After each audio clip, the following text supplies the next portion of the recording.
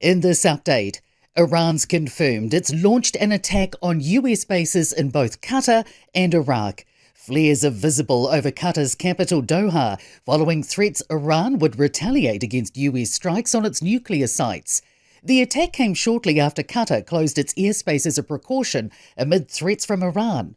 Al Jazeera's Osama bin Javed says multiple missiles were launched, and he says a majority were intercepted and no explosions have been visible apart from one seen in the sky. New Zealand First is drafting a single Ngāpuhi Treaty of Waitangi settlement claim. Treaty Negotiations Minister Paul Goldsmith has confirmed the government would prefer a single commercial settlement with the iwi, but is open to smaller groupings. It's after debate over a clause in an initial deed for East Coast iwi, Te Whānau a Apanui, stating the iwi and Crown agreed to disagree on who held sovereignty. New Zealand First MP Shane Jones says any bill he creates will state there's no separate Ngāpuhi iwi sovereignty. A growing gap between insurance prices in Wellington and other parts of the country.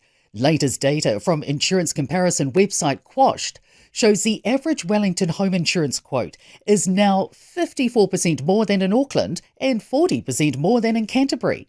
Add on contents and car insurance, Wellingtonians are being quoted 58% more than in Auckland and 43% more than in Christchurch.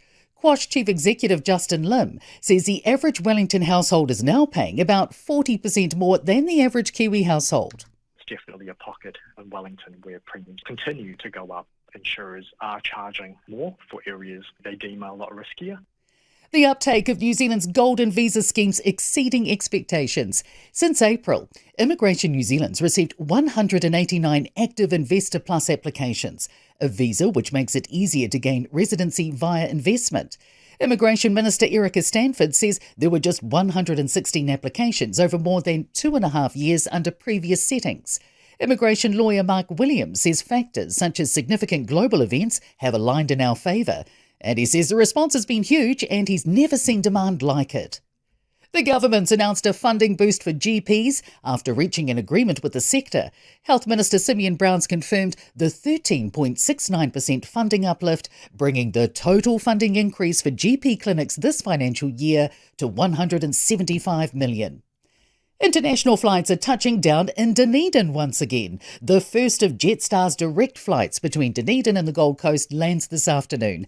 The new service, which flies 3 times a week, is the first international route for the city since 2020.